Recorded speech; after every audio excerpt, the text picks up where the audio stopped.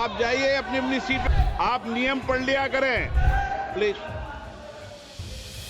माननीय अध्यक्ष जी, एलओपी को तो मतलब परमिशन देनी चाहिए मगर नहीं देते हैं। बट ये न्यू इंडिया है कि प्रधानमंत्री जी पीएम मोदी लोकसभा में ऐसा क्या बोल गए जिसकी वजह से हंगामा शुरू हो गया और फाइनली लोकसभा की कार्यवाही को स्थगित ही करना पड़ा। पूरी तस्वीर आपको दिखाएंगे।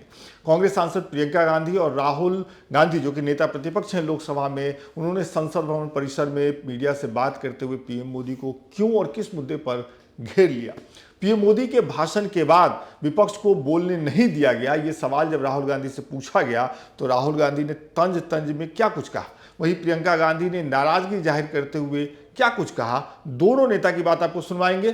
सोनिया गांधी शून्यकाल में आज कौन सा मुद्दा उठा गई ये भी आपको बताएंगे। इसके अलावे लोकसभा दोपहर बाद पूरे दिन के लिए क्यों स्थगित हो गई ये सब भी आपको पता चलेगा। आपको करना यह है कि हमेशा की तरह आखिर तक बने रहिए।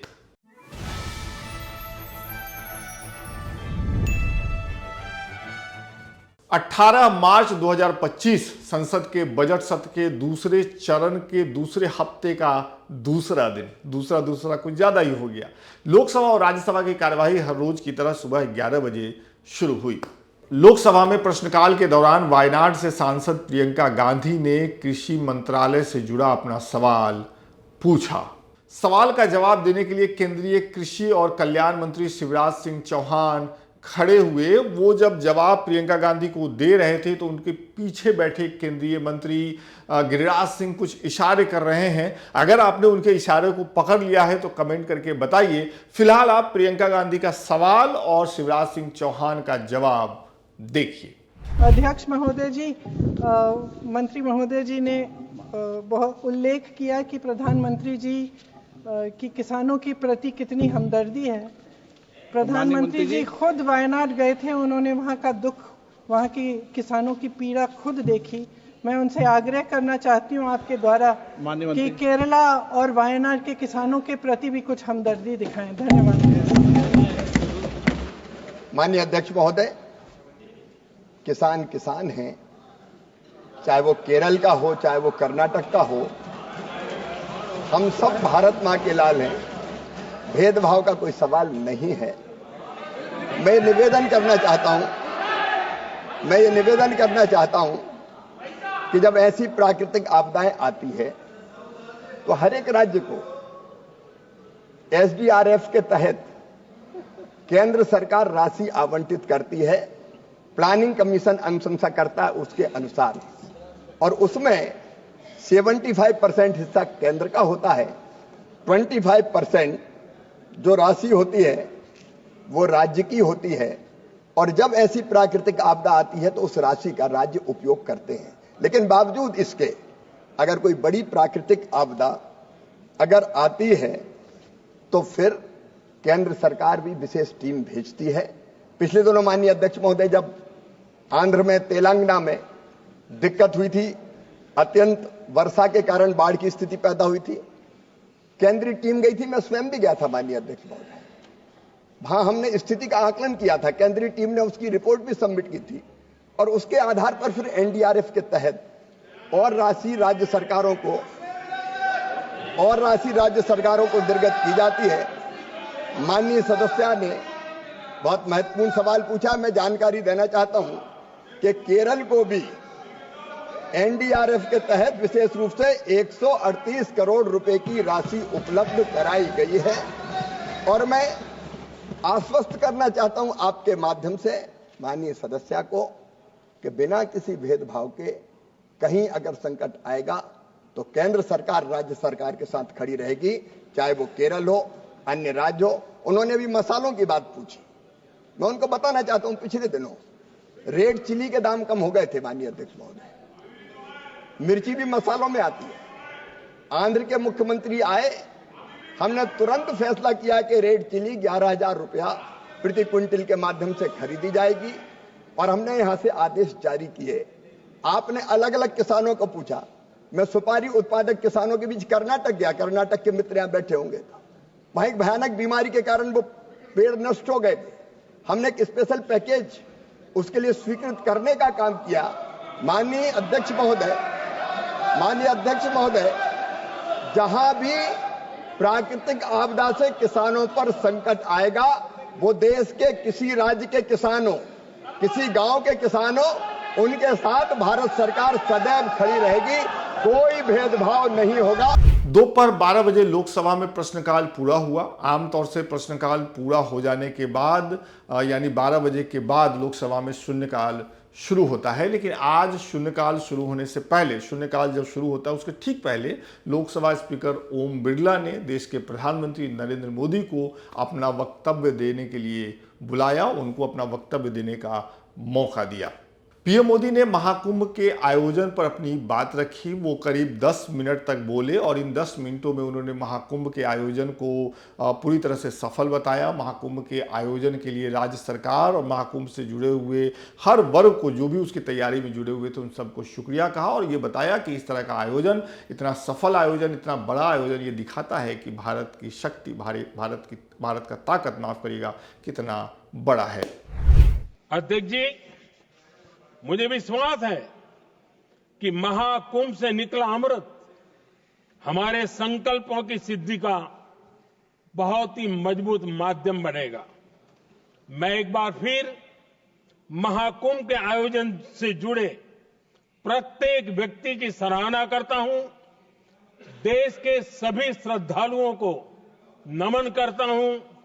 सदन की तरफ से अपनी शुभकामनाएं देता हूं। प्रधानमंत्री नरेंद्र मोदी के वक्तव्य के बाद लोकसभा में विपक्षी सदस्यों ने हंगामा शुरू कर दिया। विपक्षी सांसद स्पीकर से पूछ रहे थे कि किस नियम के तहत प्रधानमंत्री को शून्यकाल से पहले उनका वक्तव्य देने की अनुमति दी गई। तो विपक्षी सांसदों के ऐतराज का निवारण करते हुए लोकसभा स्पीकर ओम बिरला ने संसद के कामकाज के नियम का हवाला दिया। देखिए उन्होंने क्या कुछ कहा। 372, एक मिनट, नियम 372 के तहत आप विद्वान माननीय सदस्य विषय उठा रहे थे ना, इसलिए मैं बोल रहा हूं, आप नियम पढ़ लिया करें। हर विषय सदन नियमों से चलता है। 372 के अंदर ये नियम है कि माननीय मंत्री जी या प्रधानमंत्री स्वेच्छा से स्टेटमेंट देते हैं और उसमें यह भी नियम है कि माननीय मंत्री जी और प्रधानमंत्री जी स्टेटमेंट के बाद कोई सवाल नहीं होता है। श्री प्रताप सारंगी,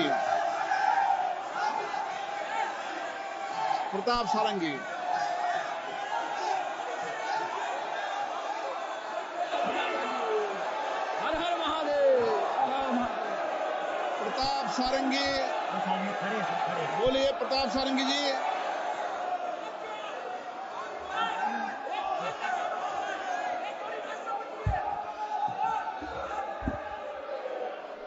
ऑनरेबल स्पीकर साहब, ऑनरेबल स्पीकर साहब। स्पीकर ओम बिरला से मिले जवाब के बाद भी विपक्षी सांसद वेल से नहीं गए, उल्टे नारेबाजी तेज हो गई। बीजेपी सांसद प्रताप चंद्र सारंगी बोलते रहे। इस बीच विपक्षी सांसद अपनी जगहों से खड़े होकर नारेबाजी, माफ करिएगा, करते रहे। अगर आपने ध्यान दिया होगा, जो विजुअल चल रहा है, अगर आपने उसको ध्यान से देखा होगा, तो प्रियंका गांधी भी भीड़ में खड़ी हैं, विपक्षी सांसदों की भीड़ में खड़ी हैं और वो भी खड़े होकर के नारेबाजी लोकसभा में कर रही हैं। विपक्ष की नारेबाजी में कोई कमी नहीं आई, लिहाजा 12:30 बजे लोकसभा स्पीकर ओम बिरला ने लोकसभा की कार्यवाही को 1 बजे तक के लिए स्थगित कर दिया। अगर आप सीटों में बैठेंगे और पूरी तरह से देश देख रहे हैं कि विपक्ष के हालात क्या है। अगर आप सीट पर मैं बैठेंगे इसमें तो इतना ही कहना चाहता हूं, बोलने का मौका दूंगा। अगर आप सीट पर नहीं अंधेरों बैठेंगे की साजिशें, 1 बजे माननीय मंत्री जी जवाब देंगे।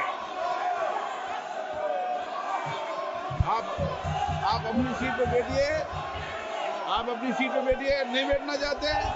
मैं इतना ही कहना चाहता हूँ फिर मैं मान्यवर, आपको व्यवस्था अंधेरों दे रहा की हूं। साजिशें अगर आप सीट पर बैठेंगे रोज तो रोज 1 होती बजे है, तक माननीय फिर भी उजालों की नहीं जीत तो 1 बजे हर सुबह होती है। माननीय मंत्री जी जवाब देंगे। आप कितना ही सदन की दबाएं, कार्रवाई 1 बजे तक के लिए स्थगित की जाती है।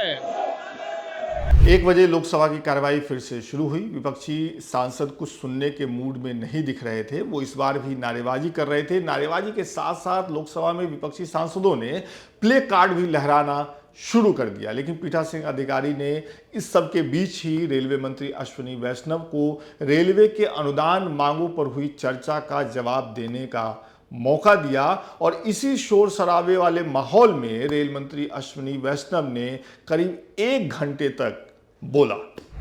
1972 से 2014 42 साल हुए। 42 साल में मात्र 28 किलोमीटर का काम हुआ। 42 साल।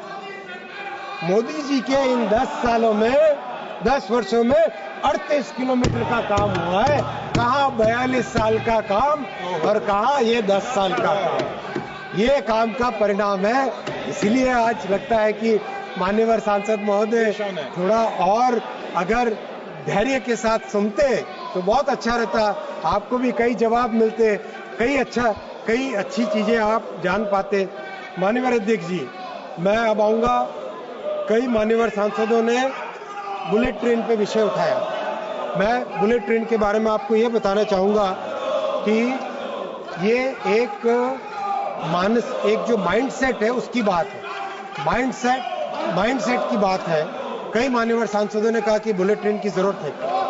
ये भावना कांग्रेस के समय से एक लगातार अपने अंदर एक हीन भावना भरने की कोशिश की गई थी। ये उसी भावना का परिणाम है। हमें माननीय अध्यक्ष जी आगे बढ़ना है, देश को आगे लेके जाना है। रेल मंत्री के भाषण के बाद लोकसभा की स्थिति में बदलाव नहीं हुआ। इस वजह से पीठासीन अधिकारी ने लोकसभा की कार्यवाही को पूरे दिन के लिए, आज के पूरे दिन के लिए, मतलब दोपहर बाद जितनी भी कार्यवाही बची थी उसके लिए स्थगित कर दिया। अब लोकसभा की कार्यवाही अगले दिन मतलब कल सुबह 11 बजे शुरू होगी। जनसंख्या है। माननीय सदस्य, आप अपना वक्तव्य बाद में रखें।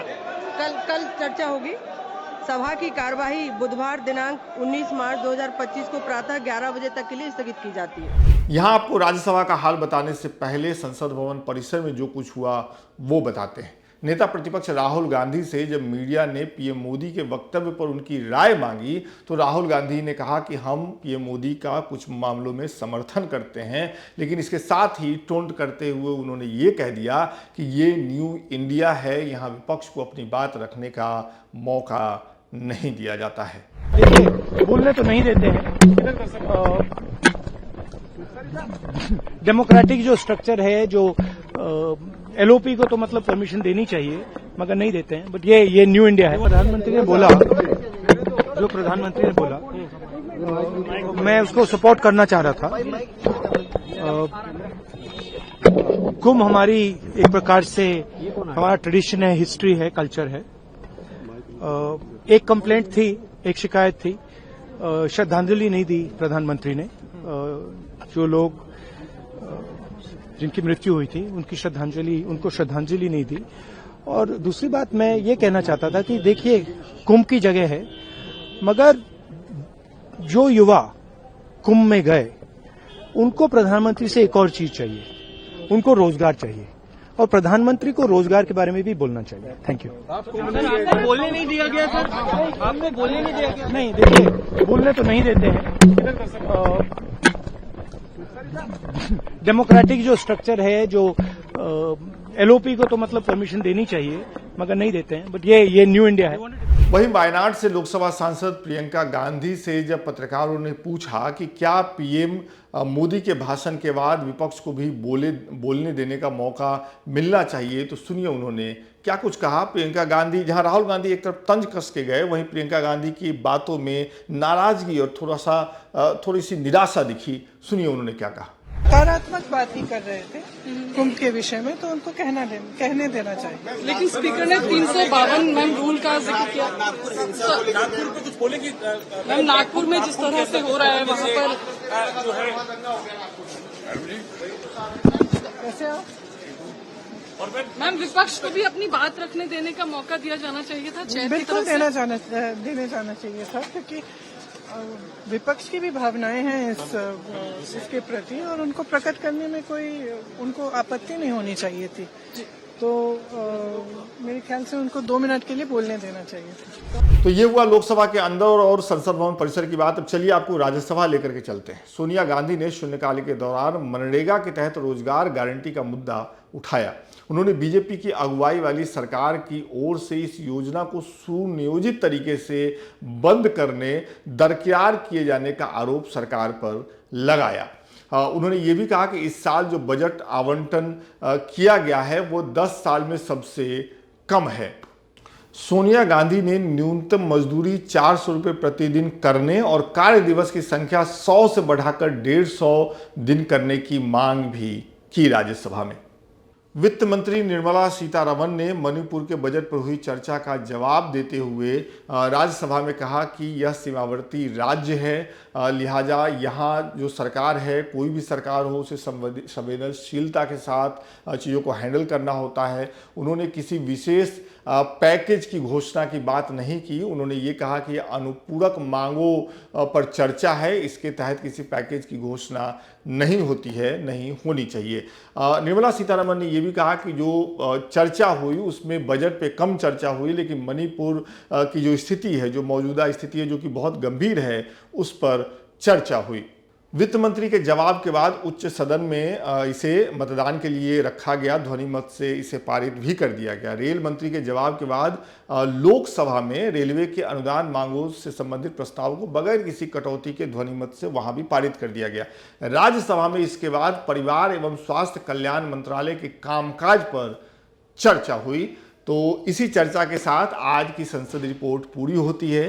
संसद रिपोर्ट में आज के एपिसोड में इतना ही। कल फिर से भेंट होगी, मुलाकात होगी। तब तक आप संसद की कार्यवाहियों पर नज़र बनाए रखिए और हमारे शो पर आपकी जो भी राय है, इस शो के बारे में आप जो भी सोचते हैं, कमेंट करके ज़रूर बताइए। कमेंट करने में कोताही मत करिए।